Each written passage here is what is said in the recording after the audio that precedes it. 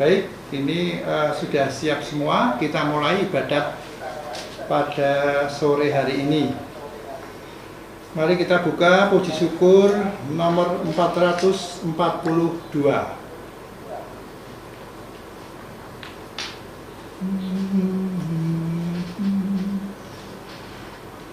Oh, datanglah Immanuel,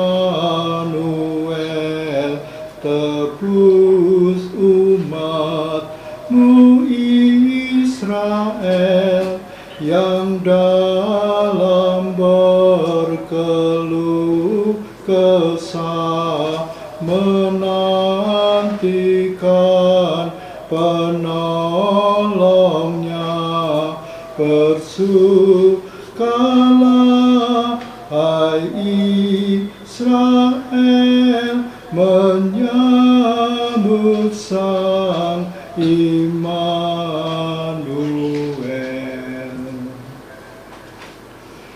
Dalam nama Bapa dan Putra dan Roh Kudus. Amin.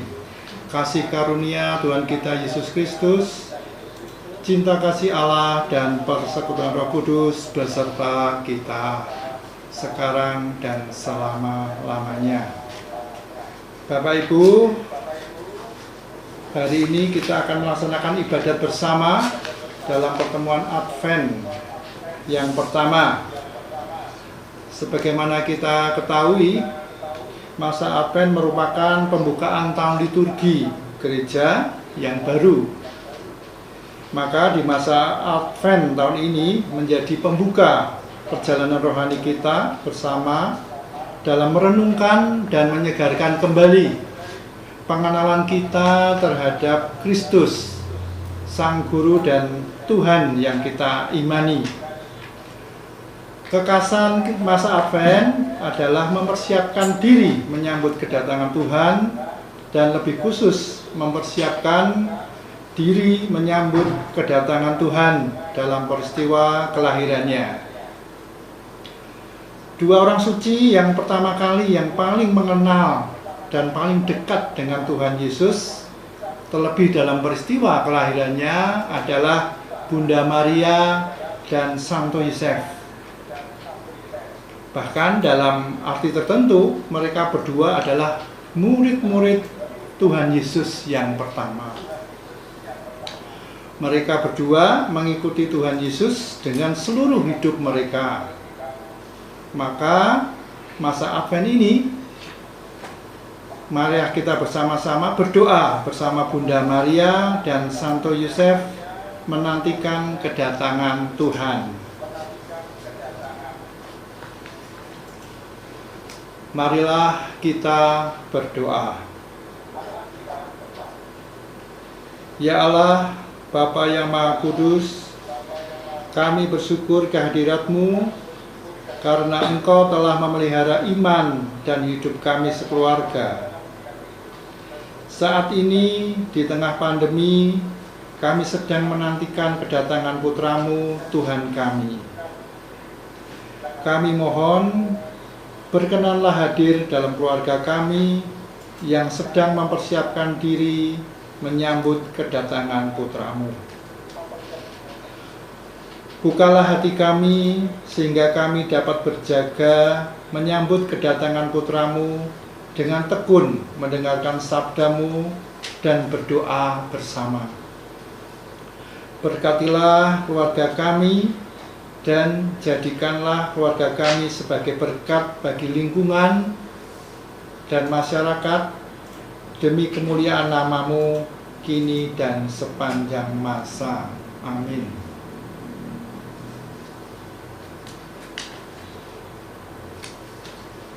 Kita lanjutkan dengan pendarasan Mazmur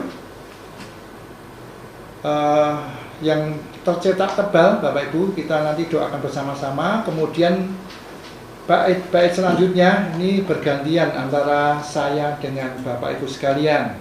Ya, bait pertama saya, bait kedua Bapak Ibu, dan selanjutnya bergantian. Ya.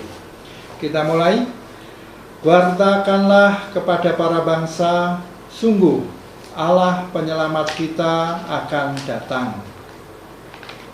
Ya Tuhan, aku berseru kepadamu, datanglah segera kepadaku, dengarkanlah suaraku, sebab aku berseru kepadamu.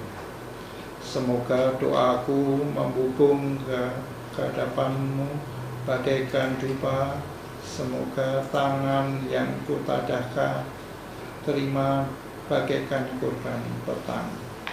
Awasilah mulutku ya Tuhan, dan jagalah pintu bibirku.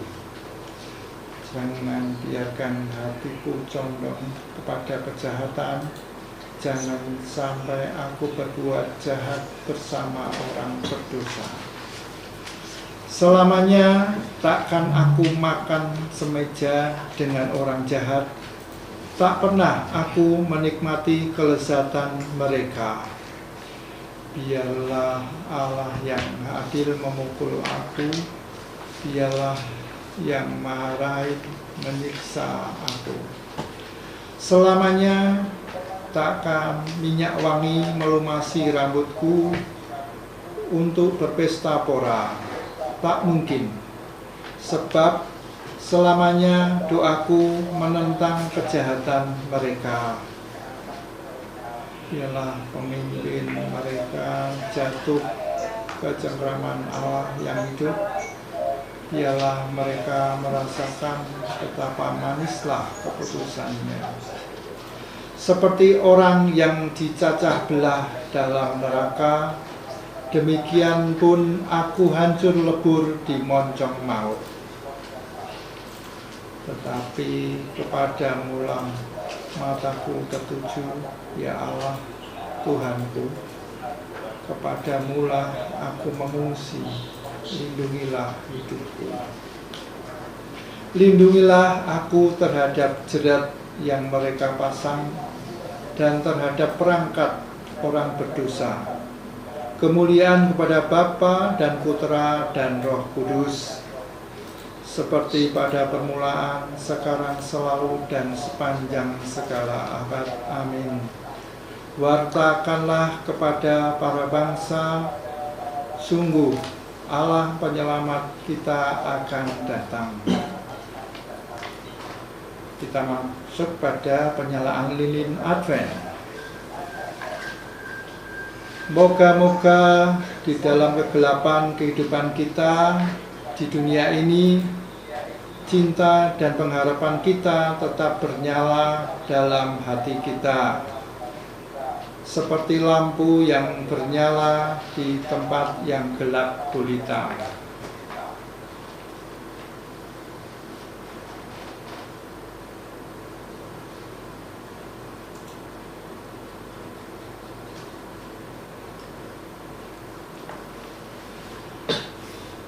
Moga-moga kita berjaga-jaga supaya kita siap siaga untuk menyambut kedatangan Tuhan Yesus dengan rahmat-Nya. Moga-moga kehidupan kita seluruhnya merupakan suatu persiapan bagi kedatangan Tuhan Yesus. Tuhan beserta kita sekarang dan selama-lamanya. Inilah Injil Yesus Kristus menurut Matius. Setelah meninggalkan daerah itu, Yesus menyusur pantai Danau Galilea dan naik ke atas bukit lalu duduk di situ. Kemudian orang banyak berbondong-bondong datang kepadanya, membawa orang lumpuh, orang timpang, orang buta, orang bisu, dan banyak lagi yang lain. Lalu meletakkan mereka pada kaki Yesus, dan Ia menyembuhkan mereka semuanya. Maka takjublah orang banyak itu melihat orang bisu berkata-kata, orang timpang sembuh, orang lumpuh berjalan, orang buta melihat, dan mereka memuliakan Allah Israel. Lalu Yesus memanggil murid-muridnya dan berkata, hatiku tergerak oleh belas kasihan kepada orang banyak itu. Sudah 3 hari mereka mengikuti aku dan mereka tidak mempunyai makanan. Aku tidak mau menyuruh mereka pulang dengan lapar. Nanti mereka pingsan di jalan. Kata murid-muridnya kepadanya, bagaimana di tempat sunyi ini kita mendapat roti untuk mengenyangkan banyak orang yang begitu besar jumlahnya? Kata Yesus kepada mereka, berapa roti ada padamu? 7, jawab mereka. Dan ada lagi beberapa ikan kecil. Lalu Yesus menyuruh orang banyak itu duduk di tanah. Sesudah itu ia mengambil ke-7 roti dan ikan-ikan itu, mengucap syukur, memecah-mecahkannya dan memberikannya kepada murid-muridnya. Lalu murid-muridnya memberikannya pula kepada orang banyak. Dan mereka semuanya makan sampai kenyang. Kemudian orang mengumpulkan potongan-potongan roti yang sisa 7 bakul penuh. Demikianlah Injil Tuhan. Terpujilah Kristus. Baik, kita ikuti renungan yang akan disampaikan oleh Romo Stefanus Darno. Saya mengajak untuk mendalami sabda Tuhan yang kita dengar hari ini. Itu tadi sepintas tentang kira-kira yang menjadi pengantar, yaitu yang menjadi pengantar di dalam buku Advent kita. Lalu sekarang saya mengajak mendalami sabda Tuhan yang kita dengar hari ini. Di teks atau dalam buku Advent itu sudah ada renungannya. Saya menangkapnya begini.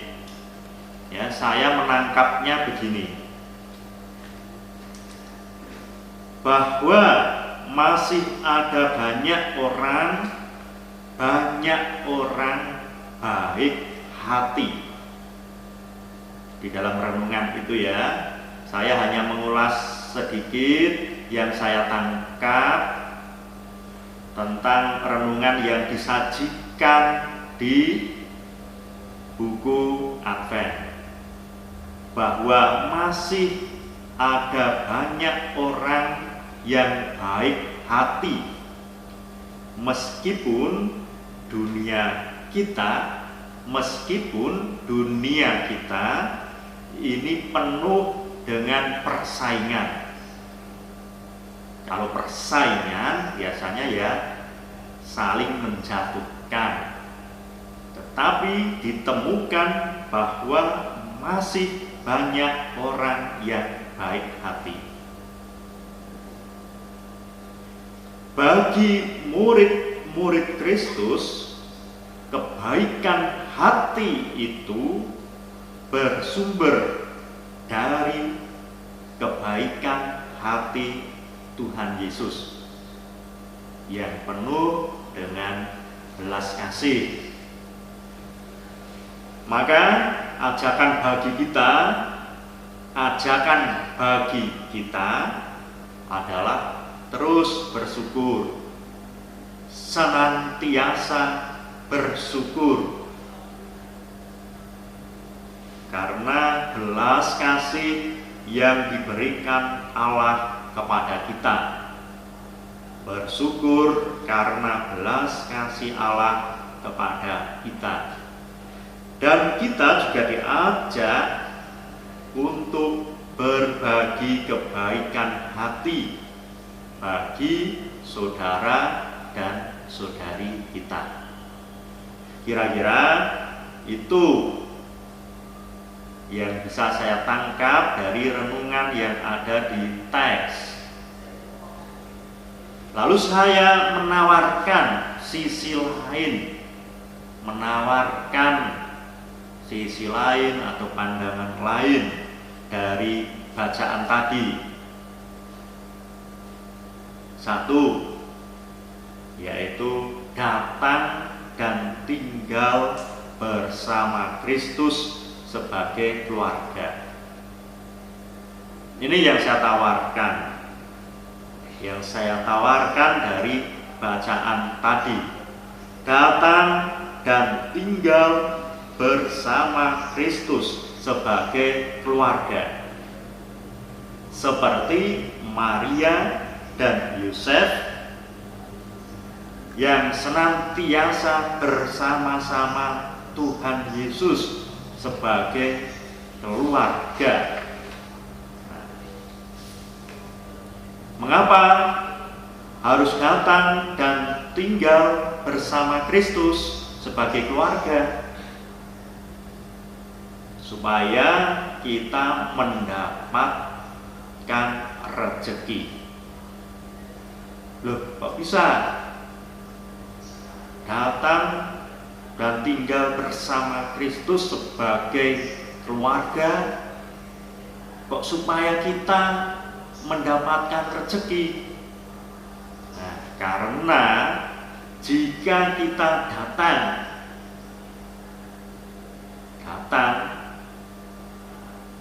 terus menempatkan orang lain, ya, kita ini datang ke orang lain, menempatkan orang lain sebagai musuh, bukan sebagai keluarga, yang kita dapat adalah petaka. Tetapi kalau datang sebagai keluarga, yang kita dapat adalah kebaikan hati orang lain. Kita punya keluarga yang baik, yang akrab, yang saling perhatian. Keluarga yang baik, yang akrab, saling perhatian, maka ya kebaikan hati yang kita peroleh. Maka kebaikan hati itu bisa menjadi rezeki hidup bagi kita. Nah, itu yang pertama. Yang kedua, datang dan tinggal bersama Kristus supaya disembuhkan. Tadi yang pertama supaya kita mendapat rezeki, yang kedua supaya kita disembuhkan. Sembuh dari banyak penyakit.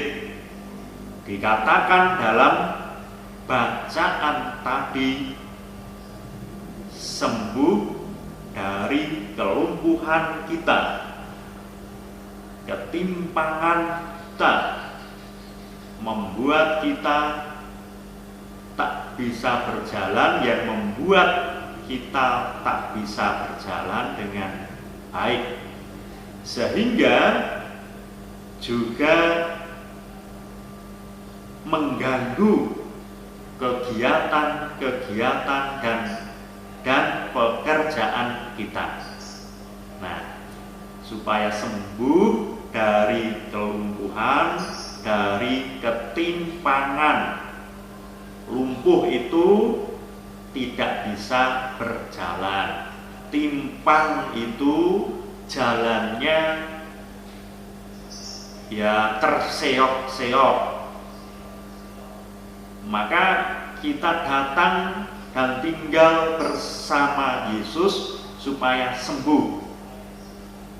Kalau sembuh berarti kita bisa melakukan pekerjaan dengan baik.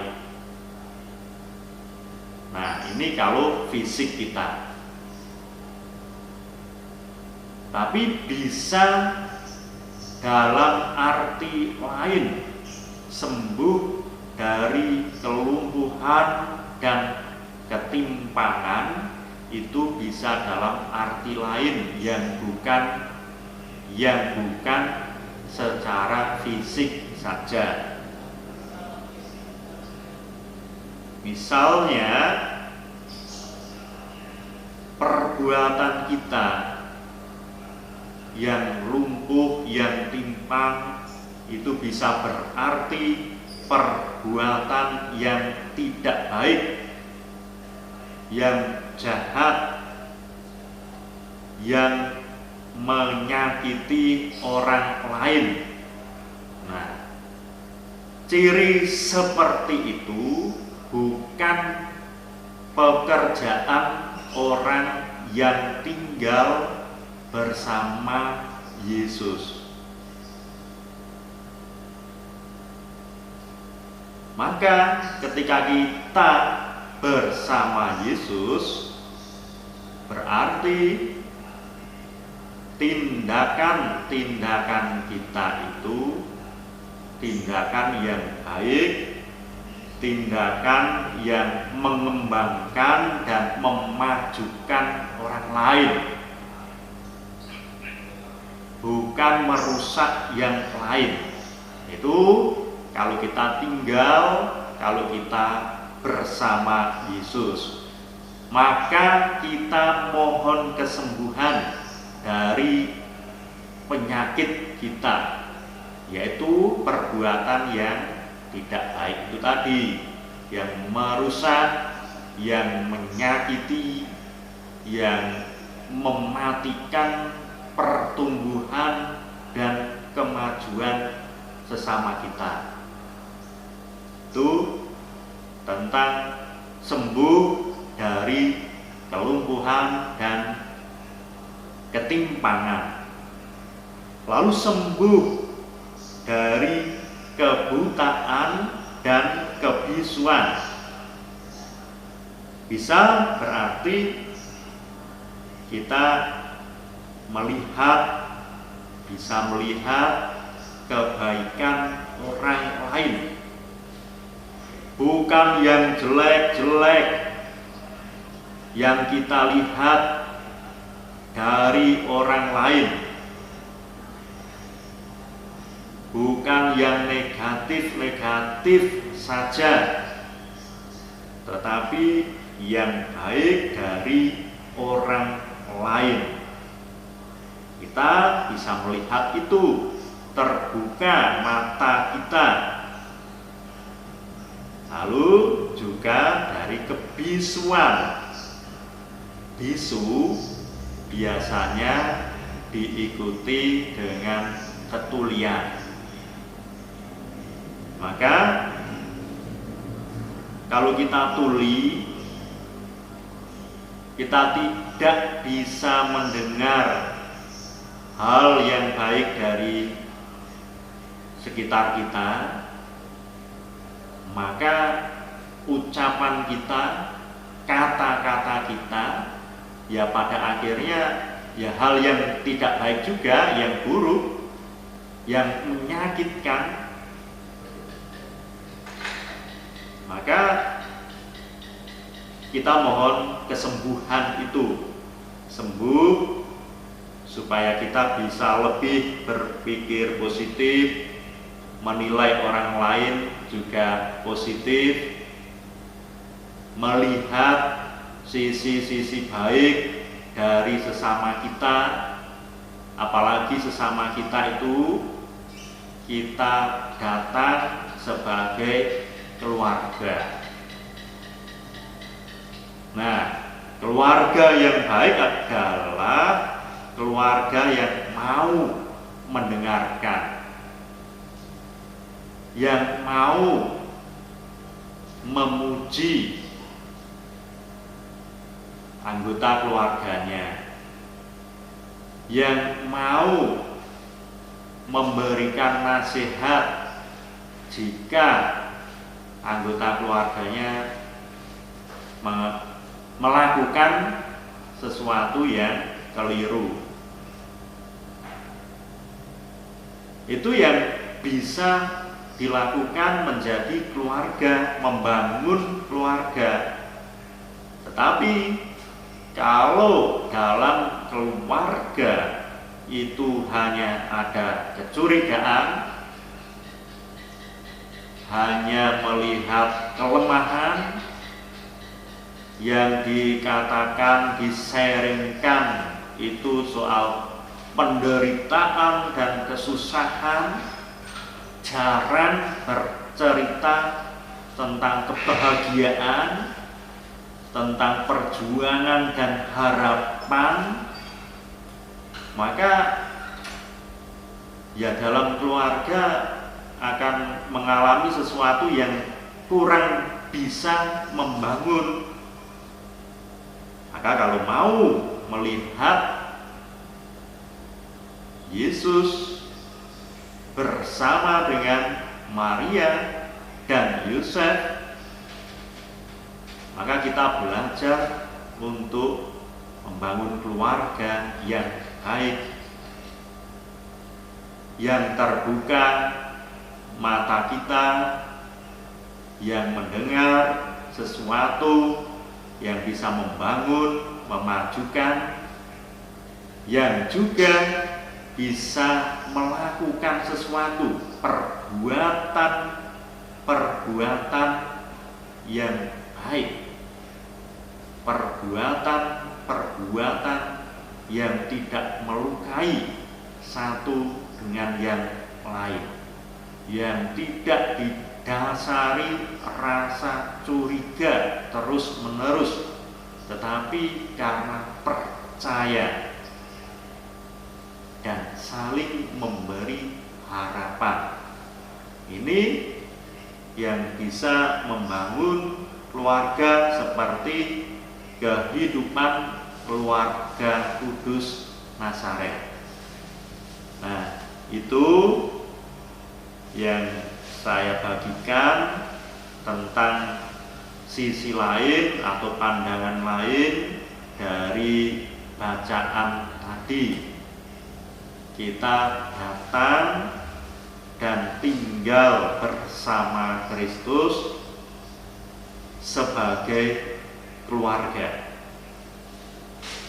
Terima kasih, Tuhan memberkati.